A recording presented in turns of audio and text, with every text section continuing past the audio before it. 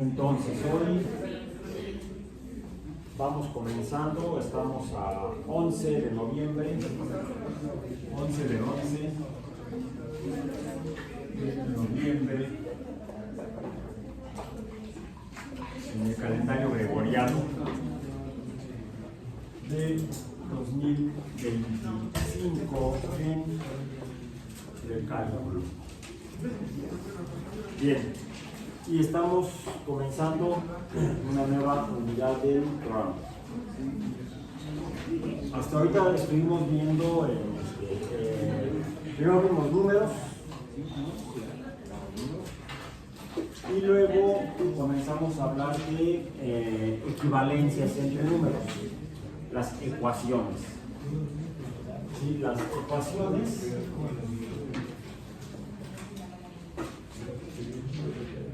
dijimos que son equivalencias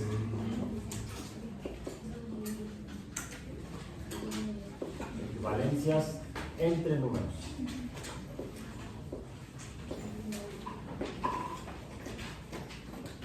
Recordemos que los números es la manera en la que representamos cantidades, cuánto hay de algo en el universo.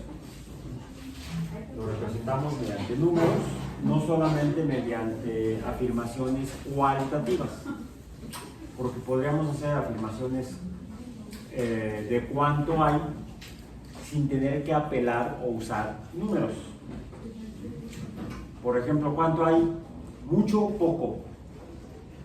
Es una manera de o nada, aunque los pueblos antiguos euroasiáticos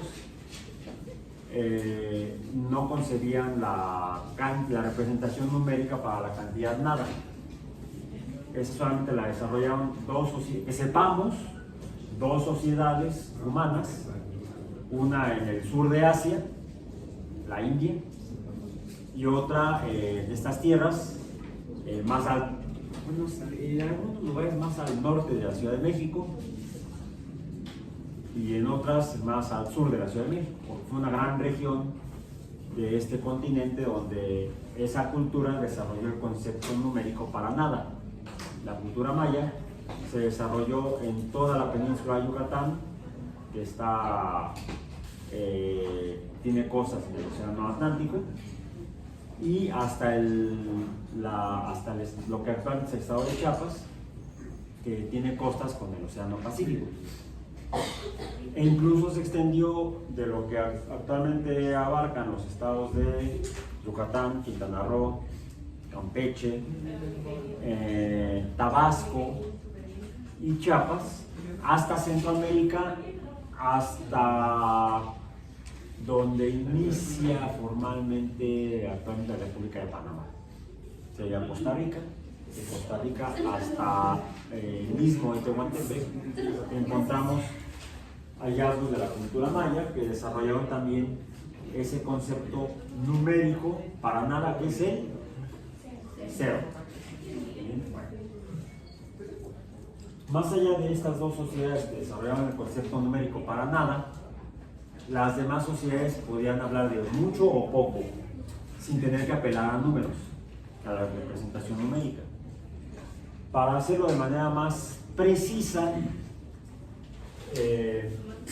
aquí tenemos que distinguir dos conceptos cuantitativos en cuanto al uso de los números para representar cantidades, para representar de manera fiel, vamos a decir, a la naturaleza misma, que son los conceptos de exactitud y precisión,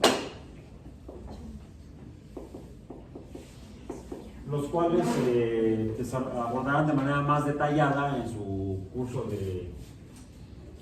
donde aborden las temáticas de probabilidad y estadística. Es otro campo de las matemáticas. La exactitud tiene que ver con los números que determinamos relacionados con la realidad, con lo real. Y la precisión tiene que ver con la frecuencia con la que el número que representa a esa realidad se repite. La precisión tiene que ver con la frecuencia. Frecuencia del número que se repite. ¿Recuerdan el ejercicio que hicimos cuando pasaron a pesarse? ¿Sí? Y clasificamos los pesos en grupos de décadas, de 30 a 39, de 40 a 49, de 50 a 59, etc. Ese fue un ejercicio de frecuencia. El haber agrupado por décadas los pesos de algunos de ustedes nos dio cuántas veces se repetían pesos de una década en una muestra de una población. Y vimos que se formaba una especie de pirámide,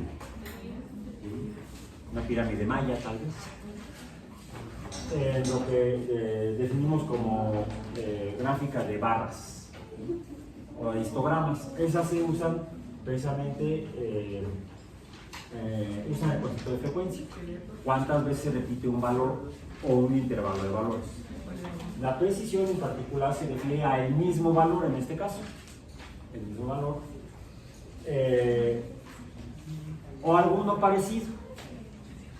Podemos hacer una representación de lo que es la frecuencia y de la exactitud usando como ejemplo el tiro al blanco.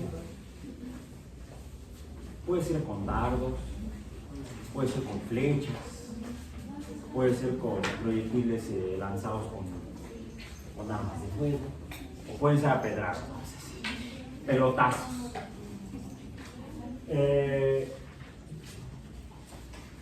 Con lo real, la diana del blanco representa la realidad. La diana representa la realidad, el valor numérico que existe de algo en la naturaleza. Cuando hacemos un muestreo, pues esperamos que y nos referimos por ejemplo a cantidades, pues esperamos que la cantidad que midamos siempre sea la de la realidad. Y podríamos representar esas medidas, vamos a ponerlo con este plumón, para que no haya problemas que se manchan las puntas de los plumones. Voy a hacer con el rojo mejor ahorita. La diana la represento en rojo, la diana la represento en rojo, el concepto de realidad relacionado con la diana lo pongo en azul. Ahí está, la flechita nos apunta hacia la diana, que es la realidad. Las mediciones las voy a poner como puntos. Ahí está. Ese punto donde lo medí es un número que está dentro de la realidad. Puedo hacer una segunda medición y también tiene que ver con la realidad. Una tercera medición que quizá ya no tenga que ver con la realidad, está fuera de la realidad. A esto le llamaríamos error. De hecho, los conceptos de exactitud y precisión los usamos para cuantificar el error. Qué tan grande o qué tan pequeño es, incluso se representa con números, el error cuando estamos viendo, más que nada cuantificando, teniendo números de un muestreo, como lo que hicimos en el caso de los pesos. Entonces, puede suceder que a veces el instrumento de medición me dé valores reales y a veces valores fuera de la realidad. En este caso decimos que esta cuantificación o muestreo es exacto, pero no preciso. Porque la precisión tiene que ver con la dispersión de los datos cuando estoy midiendo.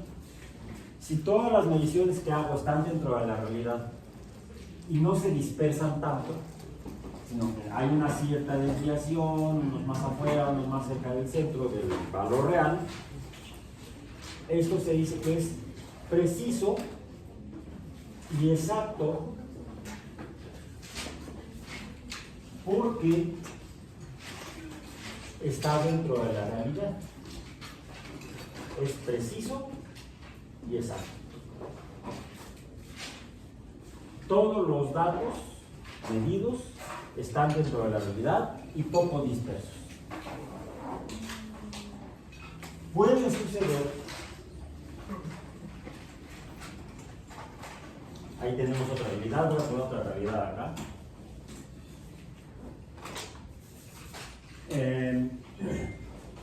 Que efectivamente el aparato me está dando mediciones que no se dispersan mucho, todos números muy parecidos, pero puede suceder que estén por acá.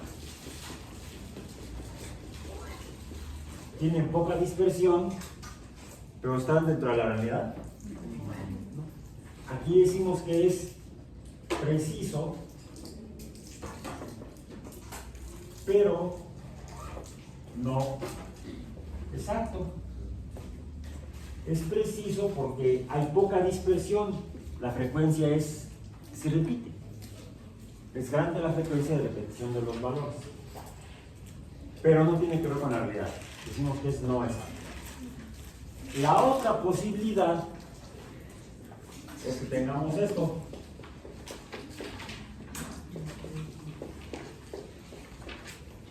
Una gran dispersión, por lo cual es no preciso y además fuera de la realidad. O sea, jodido. Digo, no exacto.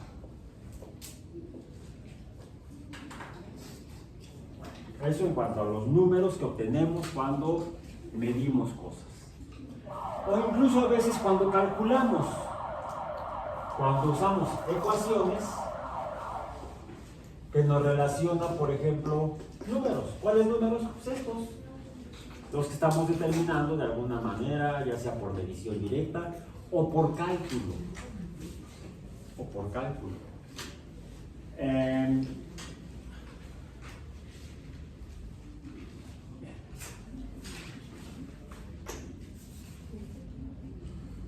Ahora, hay otra forma en la que puede haber relaciones entre números. Ya dijimos que cuando usamos ecuaciones, representamos números o cantidades. Los números son cantidades, números entre paréntesis, cantidades.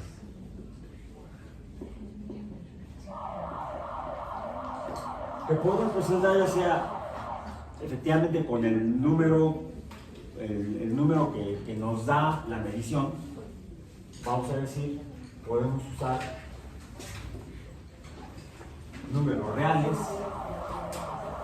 Habrá ocasiones en que las mediciones nos den solamente números naturales, es decir, solamente números positivos. O podrán ser números racionales o irracionales. A todos ellos están dentro del conjunto de los números reales. Y pueden ser, por ejemplo, como unos ejemplos de los números que podemos obtener al medir, esperemos así,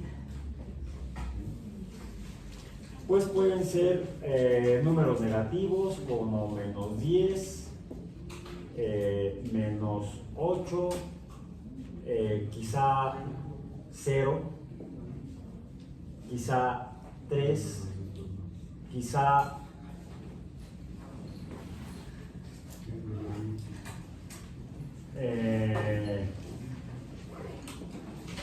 3 medios, quizá pi. Okay. Son las cantidades que podríamos encontrar cuando medimos algo.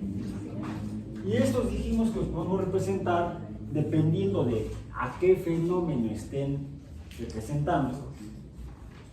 Podemos también representarlos mediante letras a estos números. De hecho, aquí ya es una letra. una letra griega, minúscula. De hecho, por ejemplo, frecuencia, la frecuencia solemos representarla con la letra nu griega. Ni, el ni se pronuncia algo así.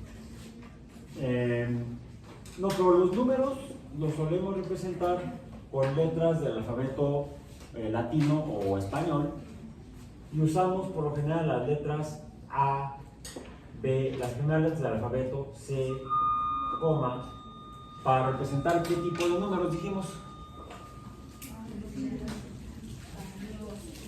Números que no cambian. Números que no cambian. Estos estarían representando números, o para ahorrar tinta y espacio, más que nada espacio aquí importante, números reales constantes. El adjetivo constante nos califica que el número no cambia. A siempre es A, B siempre es B, C siempre es C. A lo mejor C es un número aproximado a 300.000. Estaremos hablando de qué? Quizá la velocidad de la luz, de hecho se representa con la letra C. En esa famosa ecuación, una descripción de la naturaleza mediante letras de cómo se transforma la energía en la naturaleza de la manera más completa. La ecuación, un ejemplo de ecuación sería E igual a M C cuadrado. Ahí estamos usando la letra C, donde este por cierto es constante. La M podría variar. Y hablando de variables, ahí tenemos números, a veces tenemos números que son efectivamente variables, normalmente los representamos con las últimas letras del alfabeto latino o español, X, Y, Z típicamente, a veces U, V, W. Estas representan entonces números reales, pero variables. Eso es en ecuaciones. Ahora, hay ocasiones en las que cuando tratamos con fenómenos reales, o a veces algún ejercicio matemático es un ejercicio, como decía el mismo Einstein, es un experimento mental.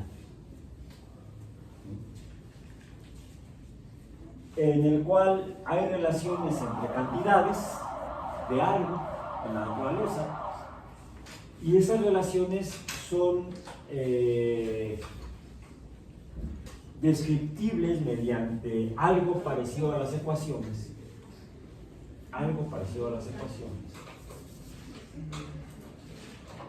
Pero que se distinguen de las ecuaciones en lo siguiente. Se trata de casos en los cuales hay relaciones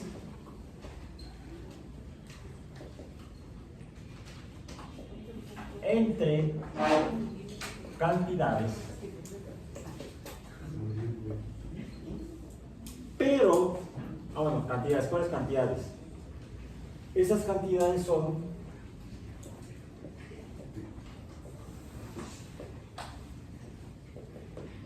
¿de qué tipo? Variables.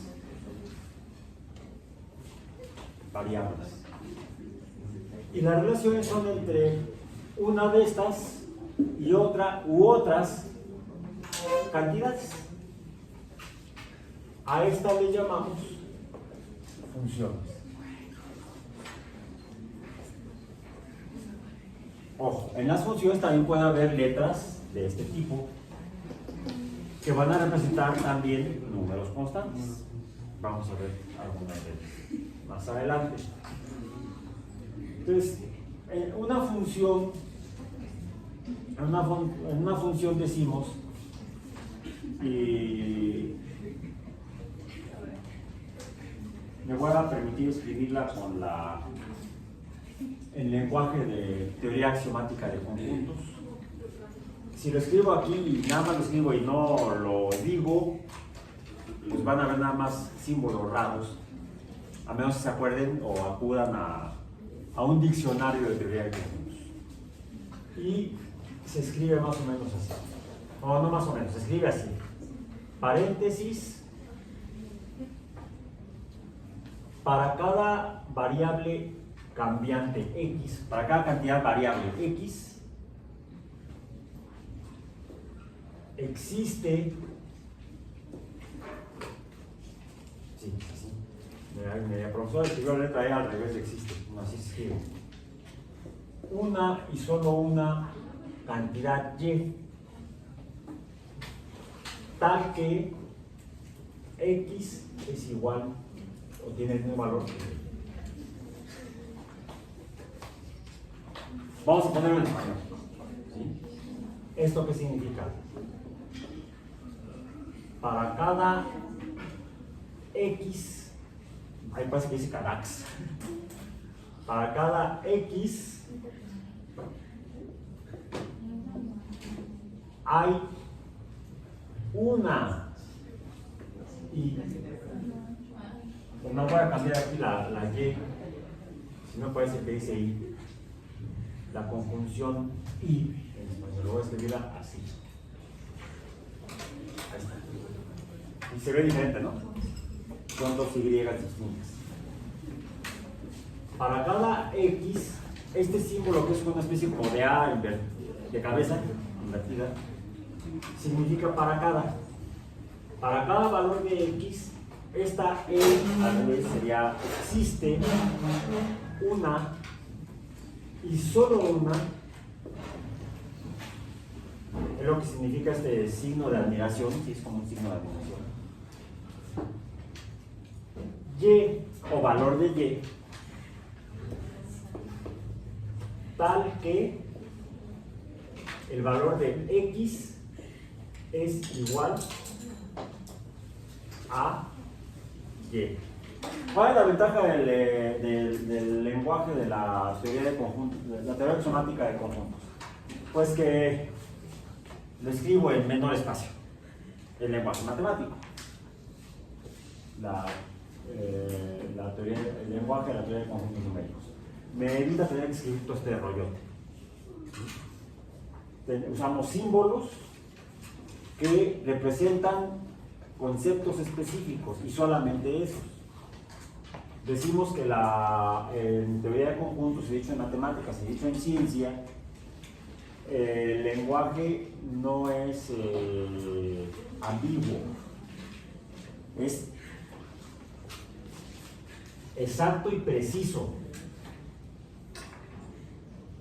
Porque si no fuera, o si no lo interpretamos como exacto y preciso, pues cada quien podría pensar lo que se le diera la gana e interpretar esto como se le diera la gana. No. El lenguaje es dictatorial casi. Solo que se acepta por consenso, por convención, o sea, nos convencemos y por consenso estamos de acuerdo. El grupo de personas que desarrollan estas ideas o estas definiciones, o a partir de los muestreos llegan al consenso de que la realidad es así y no de otra manera.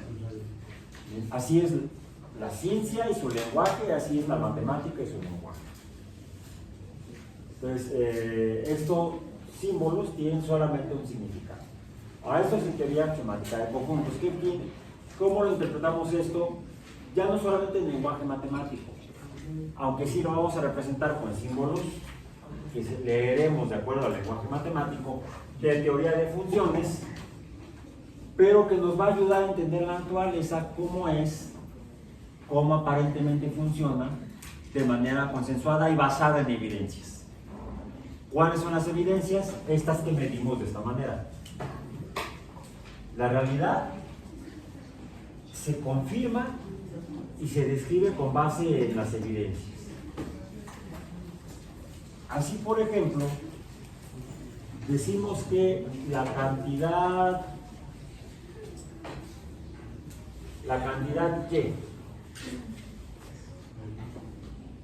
Y la cantidad Y depende o está en función, es una función porque depende de el valor de la cantidad X. Depende, vamos a ponerle mejor en español primero, o está en función, es más que vuelta esa forma, o está en función,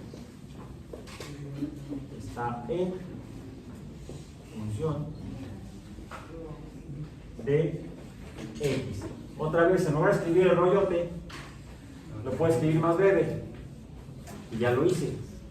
Decimos que Y es, y para eso es, o es igual a una función de X. Entonces, la Y, que es la cantidad, es una cantidad variable, su valor numérico depende de otra cantidad también variable, a diferencia de otras definiciones que hemos dicho que son constantes.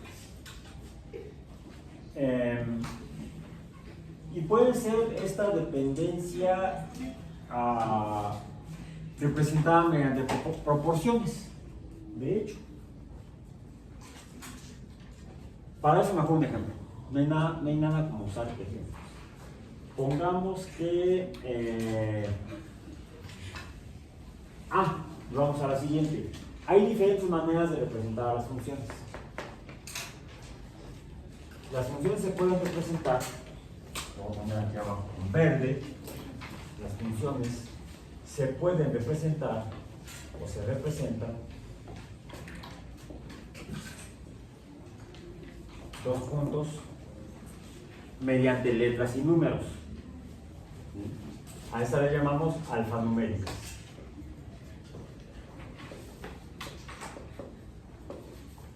Como las ecuaciones. Habíamos dicho que las ecuaciones así se representan, ¿no? Con letras y números. Con números reales y letras del alfabeto, con reglas específicas. Las primeras letras para constantes y las últimas letras para variables. Por cierto, la ecuación de Einstein, esta de la teoría de la relatividad, parece que no tenemos variables, ¿verdad?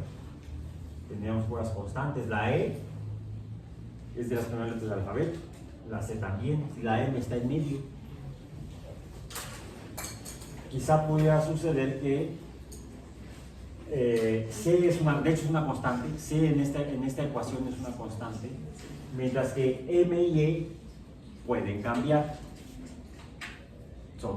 pueden ser variables, dependiendo de lo que signifique M y de lo que signifique E. ¿Alguien recuerda qué significa la E y la M en la ecuación de la teoría de la relatividad?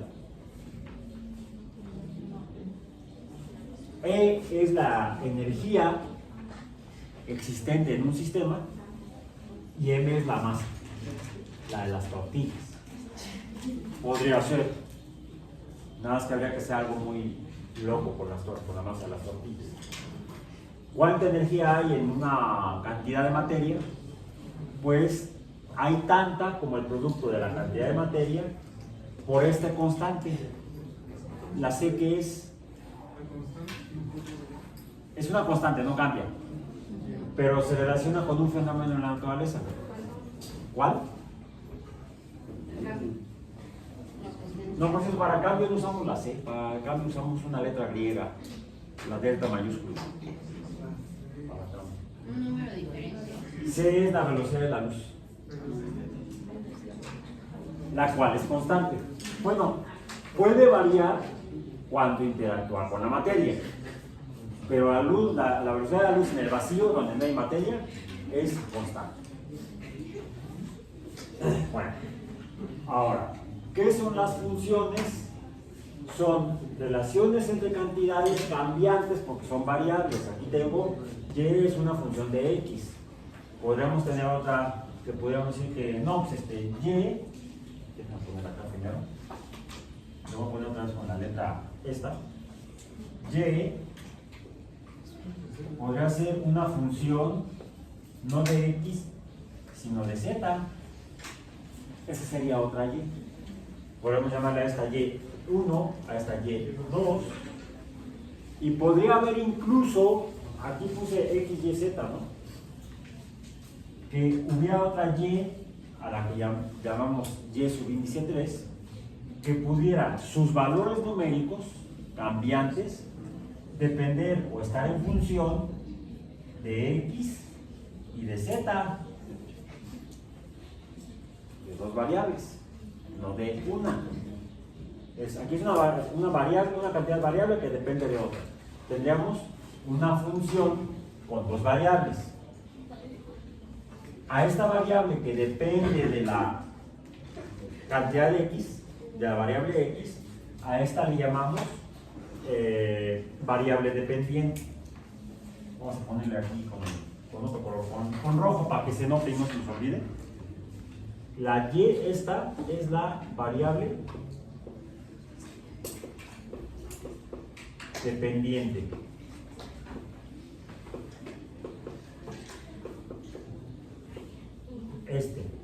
La Y son variables dependientes, aunque dependen de otra cantidad que también cambia. ¿Cómo le llamamos a la variable que no de la que depende la variable dependiente?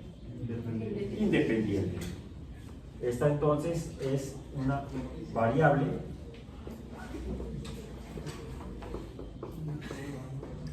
independiente. Entonces, en toda función siempre tenemos al menos dos variables. Una independiente, que es quizá un número que va cambiando la naturaleza de manera natural, vamos a decir, o que nosotros tenemos la posibilidad, hasta técnica, de irle cambiando el valor. ¿Sí? A veces ya cuando se usan aparatos, subiendo una perilla, bajando una perilla, o apretando un botón y cambiando la cantidad del fenómeno que estamos viendo cómo afecta a otro fenómeno, a otra cantidad, a la cantidad dependiente.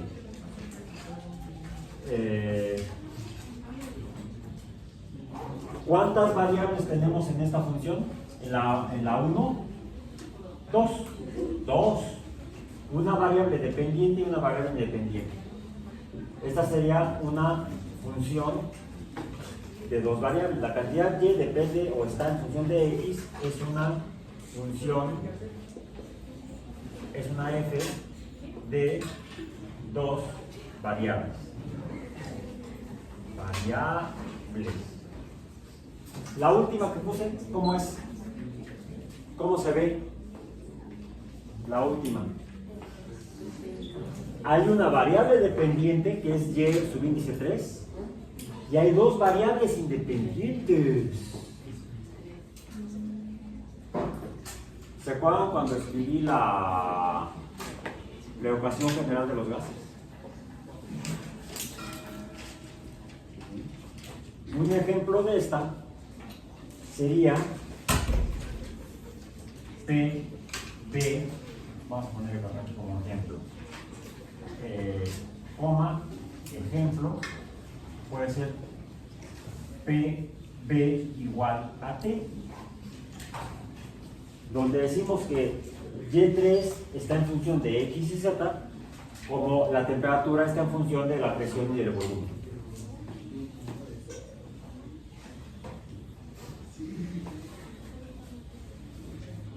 Por ejemplo, en un globo. De hecho, en los globos, esos que usan para elevarse en el aire, el suelo, y ver paisajes o algo por el estilo, los globos aerostáticos.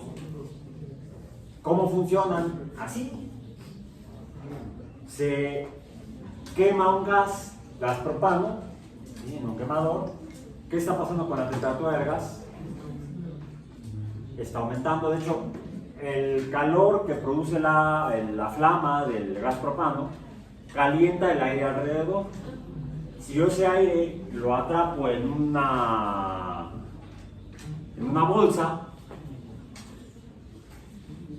y que la bolsa esté inicialmente vacía, bueno, el vacío como tal no existe. Aún dentro de una bolsa vacía, ¿alguien tiene una bolsa vacía?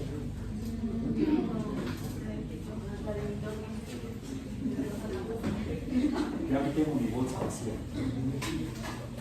Aunque luego se llena cuando voy al súper. Para eso la traigo. Creo que ya tengo que lavarla también. Esta bolsa.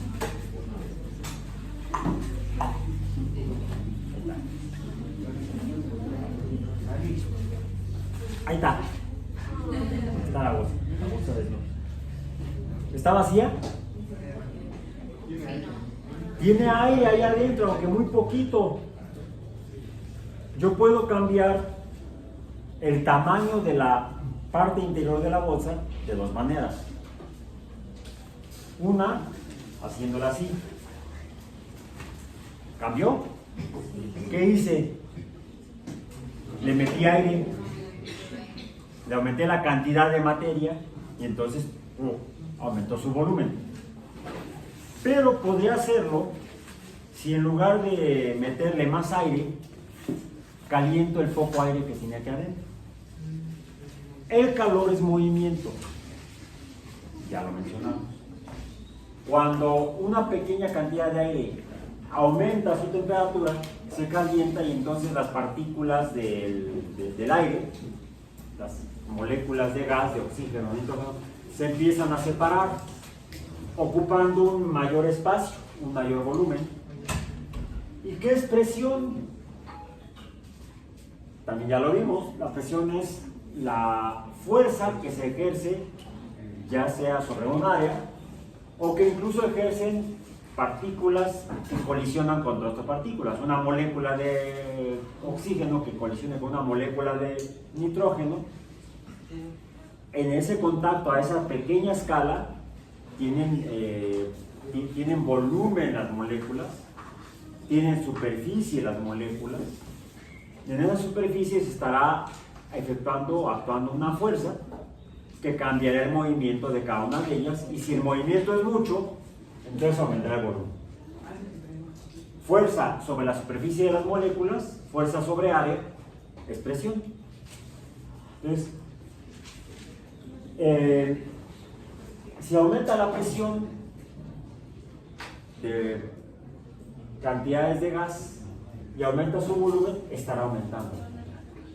La temperatura depende de la presión y del volumen de los gases. La cantidad que depende o está en función de la cantidad de X y la cantidad Z, donde la cantidad de X puede ser la presión, la Z puede ser el volumen y Y3 sería la temperatura.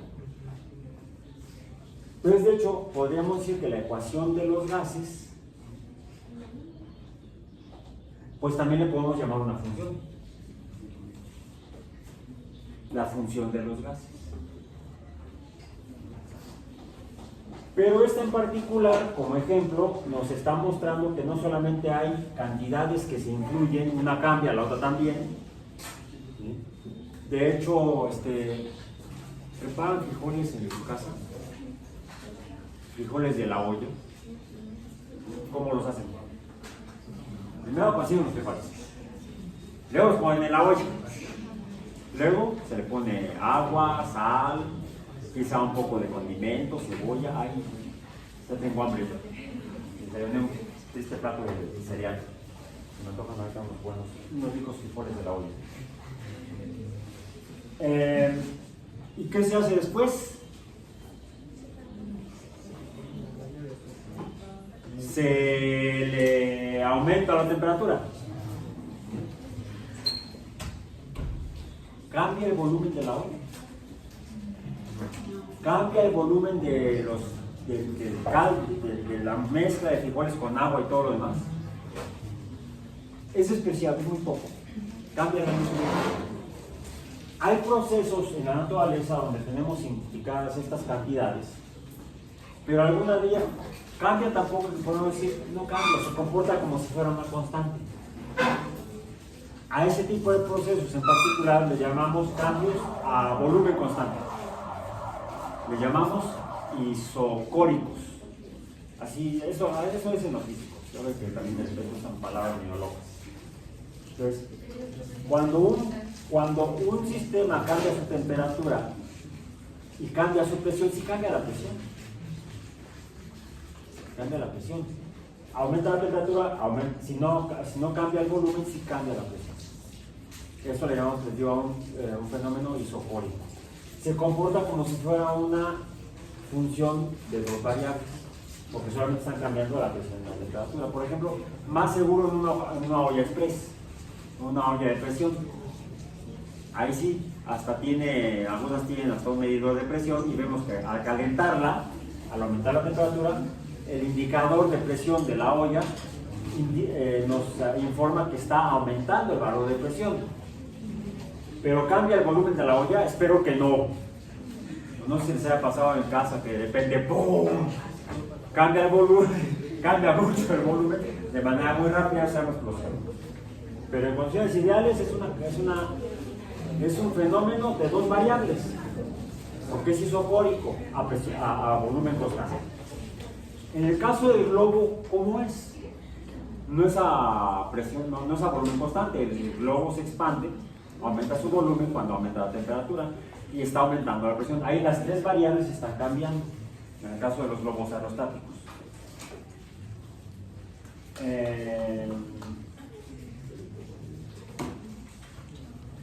Mencionábamos que esta ecuación en particular y la más completa, la ecuación general de los gases, donde están las constantes N y R. Curiosamente R es una constante y está casi al final del alfabeto. Así son los físicos.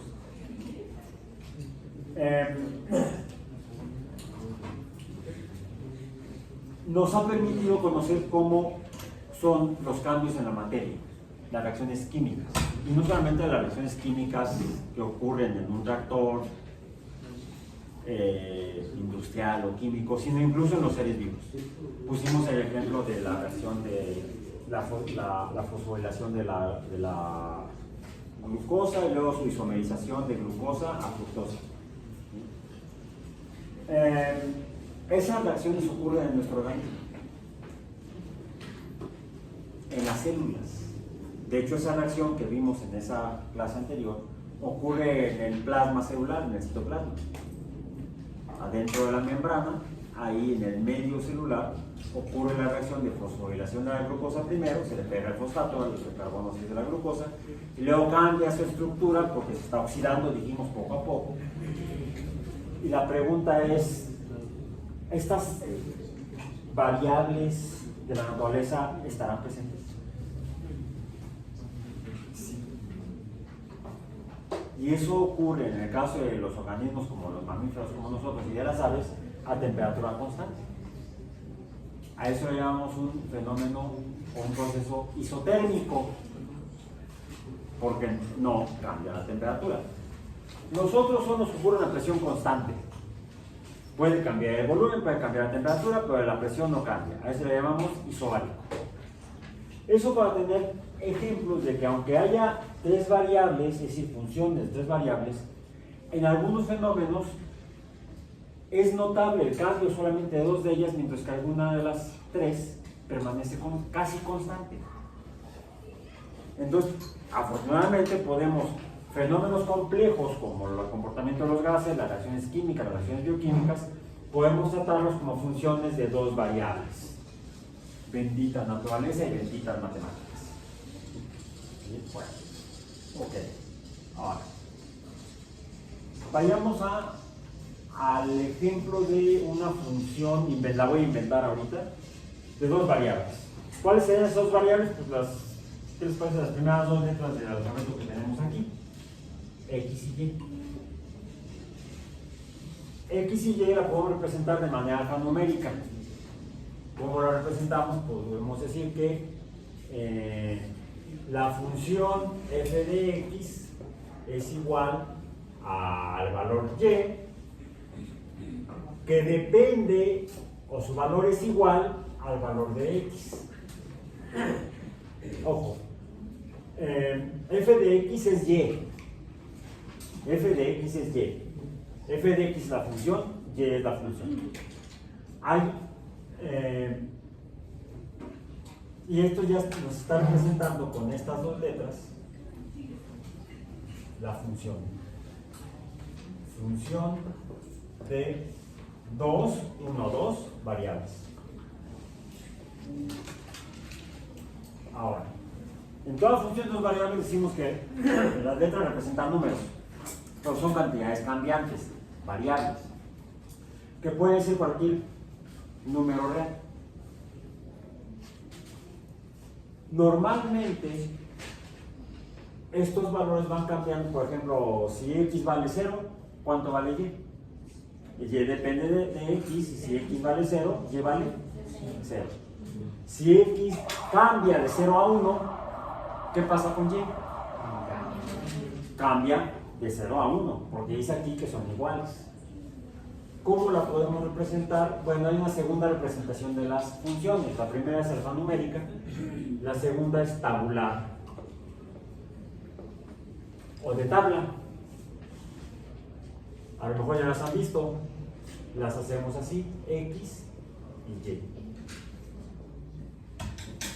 donde vamos poniendo los valores de la variable independiente del lado izquierdo de la tabla, 0, 1, 2, 3, 4, y puede seguir y seguir y seguir y seguir. Y del lado derecho calculamos u obtenemos el valor de la variable dependiente, de y. Que sería entonces, si x vale 0, y vale 0. Si x vale 1, y vale 1. Si x es 2, y es 2. Si x es 3, y es 3. Si x es 4, y es 4. Bueno. Hay una tercera forma de representar funciones. La primera dijimos que es con letras y números, aunque aquí nada más tenemos letras, que sea la alfanumérica. La segunda, la tabular. La tercera ya supieron cuál es. La gráfica o la de dibujo. Ojo, y hay diferentes tipos de gráficas. Las más simples, cuando tenemos funciones tan simples como este ejemplo, son las en las cuales usamos el método de gráfico desarrollado por un matemático francés del siglo XVII, René Descartes, o Descartes. Por eso llamamos a las tablas basadas en la matemática de René. Pero así no se escribe porque es apellido con mayúscula. René, y no es la rana René, ¿eh?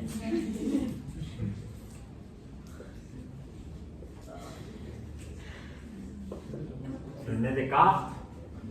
Usamos las últimas letras de su apellido. Le llamamos gráficas cartesianas. Cartesiana. Una gráfica cartesiana se compone de dos líneas perpendiculares en las cuales establecemos una escala numérica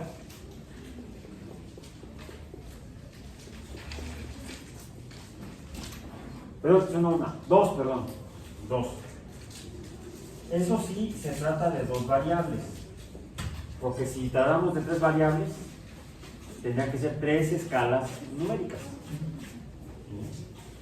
Pero la característica es que deben ser perpendiculares estas dos escalas en la representación del dibujo o gráfica.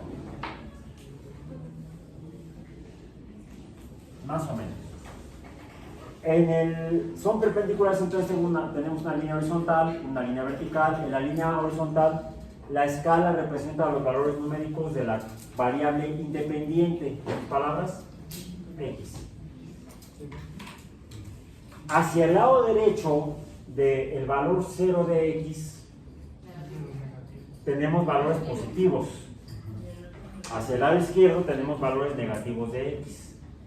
O sea, podemos representar entonces números reales, positivos y negativos. Y podemos representar números racionales. Por ejemplo, puse ahí 3 medios. ¿Dónde estaría 3 medios?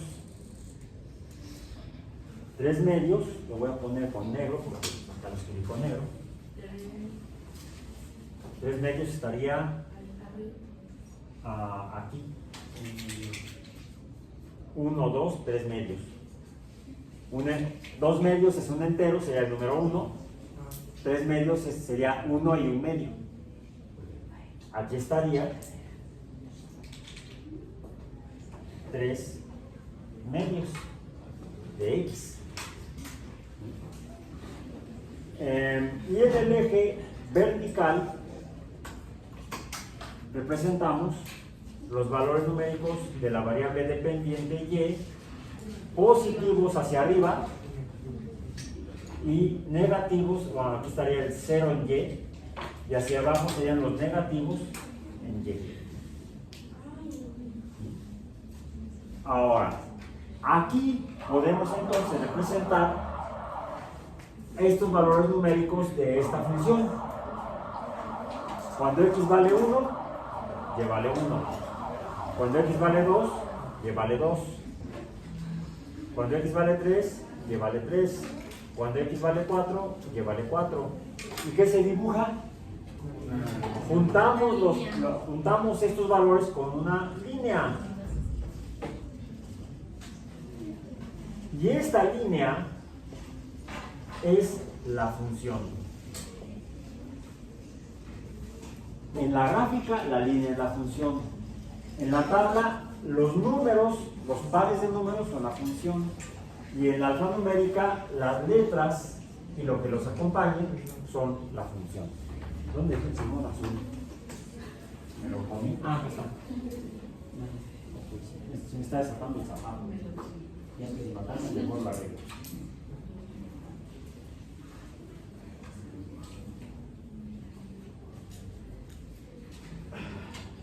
Ahí está.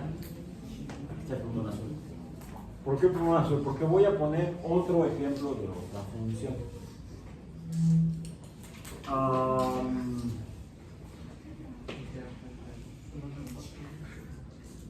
Ok. Otro ejemplo, esta va a ser en azul. Y es o depende de X. Déjenme ponerlo así. X más X. ¿Hay otra manera en la que podamos representar esa X más X? 2X. Aguántame, porque eso no sería 2X. 2X. Vamos a hacer esta sería la representación alfanumérica de otra función diferente. ¿Es diferente? Bueno, de entrada, aquí nada más tenemos X y aquí tenemos un número constante, 2, y un número variable, X. De hecho, a esta le podríamos presentar como Y igual a, vamos a decirle B, X. Donde B, lo voy a poner arriba mejor, porque voy a empezar esta parte del pizarrón acá. Donde B es igual al número 2. ¿Por qué el número 2? El número 2 me está indicando que hay dos X que se están sumando. Por lo tanto, el 2, este es un coeficiente. Un coeficiente. Hagamos la representación tabular de esta función. Hagámoslo con unos valores de X y aquí vamos a poner el valor de Y. Vamos a extender la tabla para acá para ahorrar espacio del pizarrón. Cuando X vale 0, ¿cuánto vale Y? 2 por 0, 0. Cuando X vale 1, 2. 1 por 2, 2, o 1 más 1 me da 2. Cuando X vale 2, 2 más 2, 4. O 2 por 2, 4. Cuando X vale 3, 3 más 3, 6. O 2 por 3, 6. Cuando X vale 4 sería 8. hagamos en esta misma gráfica la representación gráfica. Esta es la representación tabular: 0, 0, 1, 2, 2, 4, 3, 6 y 4, 8 es la tabla, la representación tabular de la función azul. ¿Cómo se ve en la gráfica? En la tabla se ve así. Ahí está, la estoy viendo. En la gráfica, ¿cómo se ve?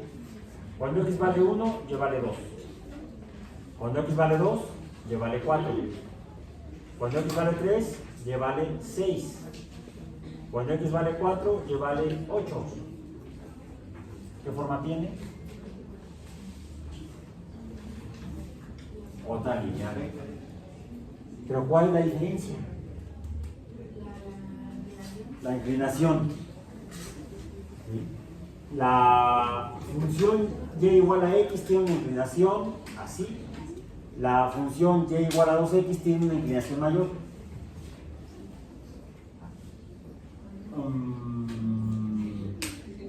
Pongamos otra función. Lo voy a hacer con el negro. Con el negro. Que sea y igual a x por x. Ahora sí, ¿verdad? Para que alguien por aquí en la mesa, ¿no? ¿Quién? Allá, tú, sí. Esto es igual a 2x que se están multiplicando, o esto es igual a x a la segunda potencia, o al exponente 2, o al cuadrado, donde este 2 no es un coeficiente, es un exponente. Le vamos a tener que cambiar aquí el nombre. Cuando hablamos de las ecuaciones, le llamamos a ese número como supraíndice exponente. Aquí le vamos a tener que cambiar el nombre, porque ya no estamos hablando de ecuaciones, estamos hablando de funciones. Y este se llama potencia. Luego vamos a entender por qué. Bueno, hagamos la representación tabular de la función y es igual a x cuadrada, o y igual a la segunda potencia. Cuando x vale 1, no, cuando x vale 0, y vale 0. Cuando x vale 1, y vale 1. Fíjense qué chistoso, ¿no? Nos va a dar el mismo valor que cuando era y igual a x. Cuando x vale 2, ahora se parece a la segunda función, al azul. Cuando x vale 3, aquí sí ya tiene personalidad propia. Cuando x vale 4, 16. ¿Cómo se ve la gráfica?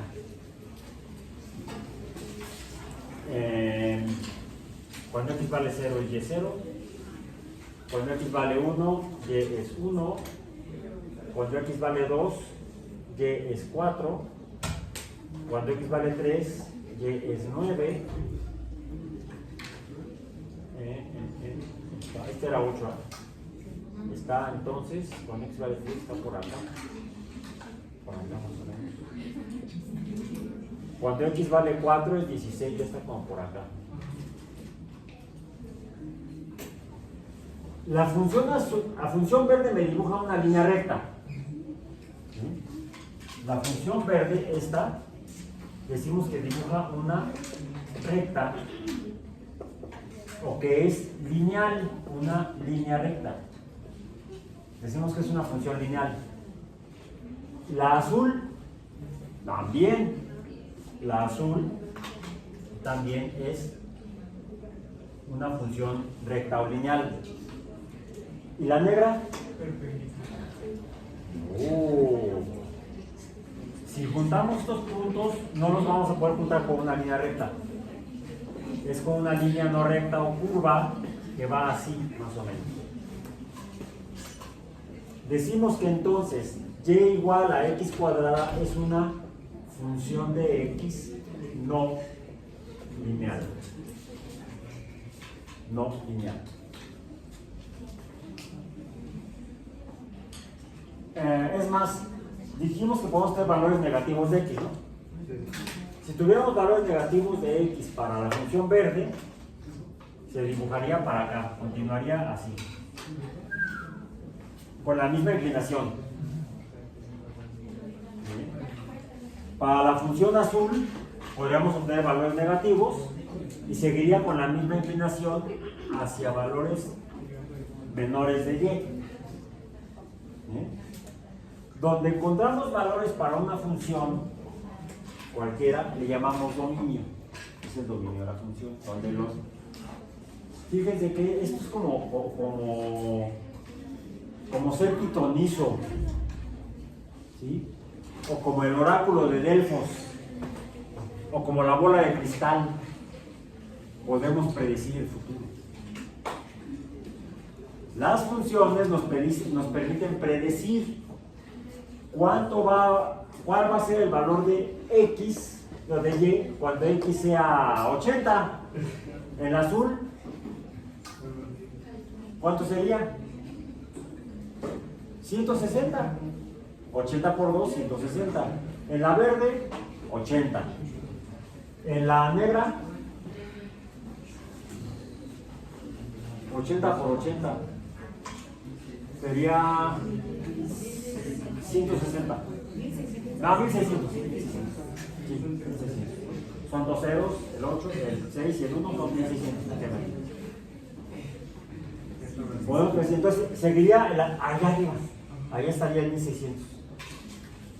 Ahora, eso es si los valores de x son positivos.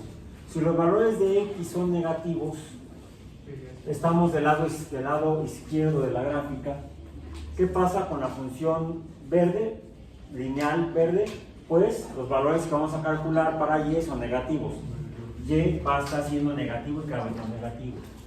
Para la función azul también va a ser negativo y cada vez negativo el valor de y con una inclinación mayor que la verde. Pero ¿qué pasa con la negra? Si x es igual a menos 1, ¿cuánto vale y? Menos 1 al cuadrado más 1.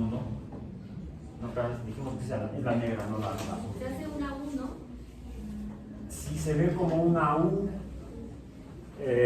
cuando x es igual a 2, hago a menos 2, menos 2 por menos 2 al cuadrado, menos por menos 2 es más 4.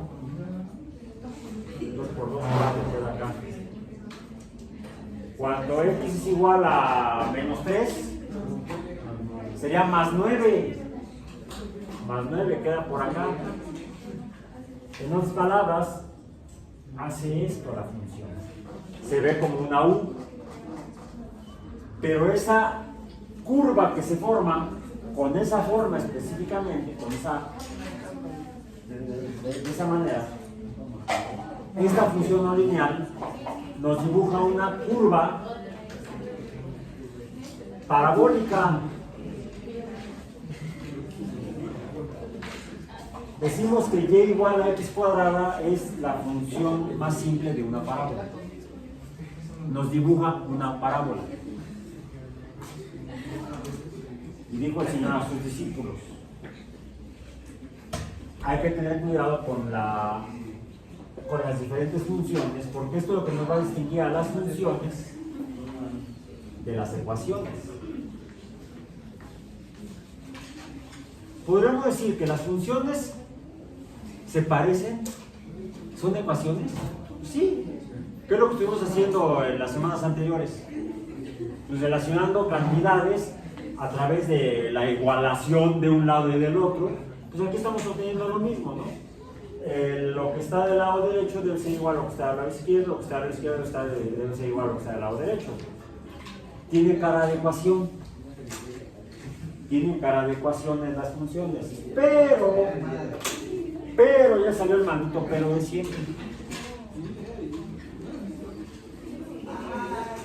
Puede haber funciones que tengan otros números que acompañen, que complementen para especificar los valores de la variable dependiente. Y aquí pongan atención porque esto es muy importante, porque nos va a permitir entender más claramente qué carambas es una ecuación y qué carambas es sí una función.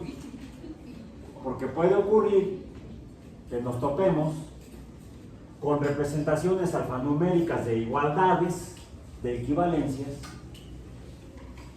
y no sean funciones. Sí ecuaciones, pero no funciones. Hay una regla para definir lo que son las funciones. Voy a poner por acá otro ejemplo de otra función de parábola. Y lo voy a hacer con rojo. Que sea y igual a 1/2 de x cuadrada menos 1. A ver, vamos a ver. 1/2 de x cuadrada menos 1. Cuando x vale 0,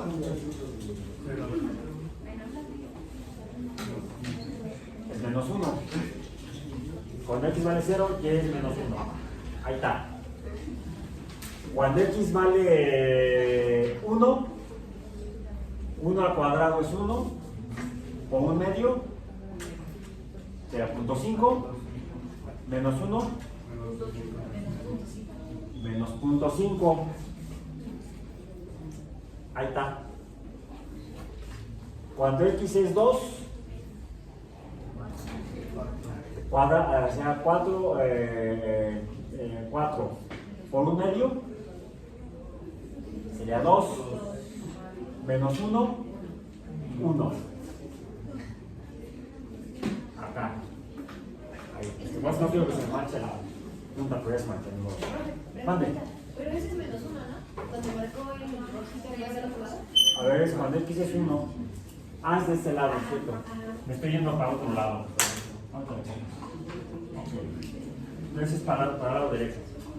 Sería acá, cuando x es 1, es menos 1/2. Cuando x es 2, y dijimos que era ¿qué? 1. Aquí está. Ahí está. Si se fijan, se está dibujando una curva.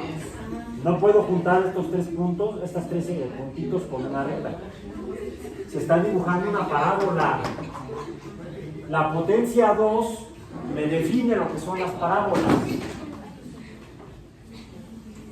Toda parábola tendrá a la variable elevada a la potencia 2. En cambio, estas dos que son funciones lineales, dibujan líneas rectas, hay ahí dos números fantasmas, ¿se acuerdan? Los números implícitos. ¿Cuáles son? El coeficiente 1 por x es x, y la potencia 1, x a la 1 es x. Entonces aquí también sería 2x a la 1. Aquí tenemos 1/2 de x al cuadrado. Siempre que tenga potencia 1 en la variable de una función, dibujará una línea recta. Ya sé cómo identificarla. Si es lineal o no lineal. Si es potencia 2, será no lineal y dibujará una parábola. ¿Sí? Pero la forma de la parábola puede ser diferente. La curvatura de la parábola depende de otros números. De un coeficiente que se parece a este número 2, este 1/2 es a su vez entonces un coeficiente.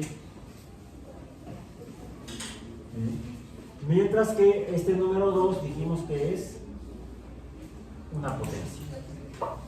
¿Y esto qué es? El menos 1, ¿dónde está?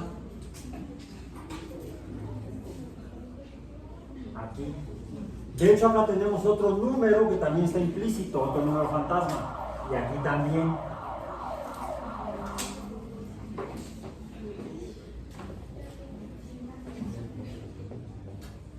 Y es igual a 1x a la 1 más 0. O sea, x. Y es igual a 2x a la 1 más 0. O sea, 2x. Pero aquí no. aquí es y es igual a 1/2 de x al cuadrado menos 1. Menos 1 es distinto de 0. El menos 1, a ver, fíjense, este 0, ¿dónde está? Aquí, en el origen. Este 0, ¿dónde está? En el origen. Este número que está aquí es el valor de y en el origen de x. Es el valor de y cuando x vale 0 o cuando x es igual a 0. En cambio, en la parábola y igual a 1/2 de x cuadrada menos 1, ¿cuál es el valor de este segundo término de un binomio? Aquí lo que tengo es aparentemente un monomio. En realidad es un binomio donde el segundo término es 0. Aquí también parece un monomio, pero ya es un binomio donde el segundo término es 0. Aquí lo que tengo es un binomio, de ahí que habláramos de los monomios, binomios y polinomios en las sesiones previas. Ahora es cuando vamos a usar ese concepto, el de los monomios y los polinomios. Aquí tengo dos términos. El primer término es la x elevada a la potencia multiplicada por un coeficiente, y el segundo término es un número constante, que es, decimos, el valor de y en el origen o cuando x es igual a 0. Por cierto, las y reciben un nombre. Las y se llaman ordenadas. Ordenadas. Y las x reciben otro nombre. ¿Cuál es? ¿Ya se acordaron? Las abscisas. Abscisas. Es con SC. Las y son ordenadas, las x son abscisas. Toda función está definida por unas ordenadas que dependen de las abscisas. El valor de la ordenada depende del valor de la abscisa. Terminemos con esta parábola. La tabulación. Decíamos que cuando x es igual a 1, cuando x es igual a 0, y es igual a menos 1. Cuando x es igual a 1, y es igual a 0.5. ¿Sí? Menos 0.5. Ahí está la barra. Cuando x es igual a 2, es igual a 1. Cuando x es igual a 3, ¿cuánto? 1.5. Cuando x es igual a 3 es 1.5. Aquí está. Cuando x es igual a 4, 4 por 4 es 16, la mitad sería 8, menos 1, 7. ¿Sí? ¿O me equivoqué? ¿No me equivoqué? No, ¿verdad? Si no, pues ya ni modo. 1, 2, 3, 4, 5, 6, 7. Estaría por acá. ¿Cómo es esta parábola? Se dibuja más o menos de esta manera. ¿Es igual a la negra? No, tiene su propia forma, porque la forma la definen en el coeficiente y la ordenada en el origen. También es como se llama. Y en el origen o la ordenada en el origen. Bien, ahora, para cerrar y terminar esta parte, dije que las funciones parecen ecuaciones, pero a veces sucede que nos podemos topar, y la voy a poner en azul, con por ahí, con azul estoy, ya tengo el daltonismo, este es verde. Esta es la azul. No voy a poner la forma alfanumérica, solamente la forma gráfica. Podría suceder que nos topáramos con una parábola que tuviera tal vez esta forma.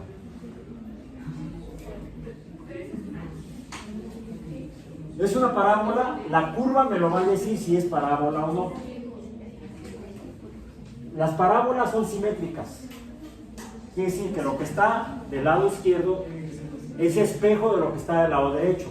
Tienen una simetría bilateral, como los humanos, como los mamíferos, como las aves, como muchos organismos. No todos los organismos. Los equinodermos no tienen simetría bilateral, tienen simetría radial. Las estrellas de mar, los erizos tienen simetría radial. Bueno, hay una regla básica y es esta para definir lo que sí es una función. Para cada valor de x, y esto pongan atención porque esto es fundamental para no meter la pata hasta acá afirmando que tal fórmula es una función, porque puede no ser una función, puede ser solamente una ecuación. Una función se define por esto en general, aunque la fórmula o forma final de la función pudiera ser diferente. Podríamos decir que para la roja la escribiríamos en términos de la teoría axiomática de conjuntos como toda x tiene uno y solo un valor en y, tal que x, perdón, me falló, tal que un medio de x al cuadrado, menos 1 me falta, menos 1 es igual a y. O en otras palabras, en lenguaje coloquial común y corriente, para cada valor de x hay uno y solamente un valor en y. No puede haber 2 o 3 o 4 o n valores de y para cada valor de x. ¿Qué ocurre con la parábola azul? Que cuando x vale 0, y vale... No, cuando x vale 0, no tiene valor. Empieza a tener valores cuando x igual a 4. Cuando x vale 4, y vale 0. Cuando x vale 5, y tiene un valor, digamos 1 en x, de y, pero también tiene otro valor en menos y. Aquí tengo dos valores de y, una y1 y una y2. Por lo tanto, esta parábola no es, esta parábola, vamos a poner así, esta parábola no es una función de x, pero sí es o tiene una ecuación alfanumérica, tabular y gráfica que la describe. Cerrando la sesión de hoy con un lenguaje, con una expresión de tipo filosófico-matemática. Toda función es una ecuación. No. Sí. Toda función es una ecuación, pero no toda ecuación es una función. Y con esto terminamos por hoy. Nos vemos el próximo. Nos vemos, me parece. Espero estar menos torpe, pues.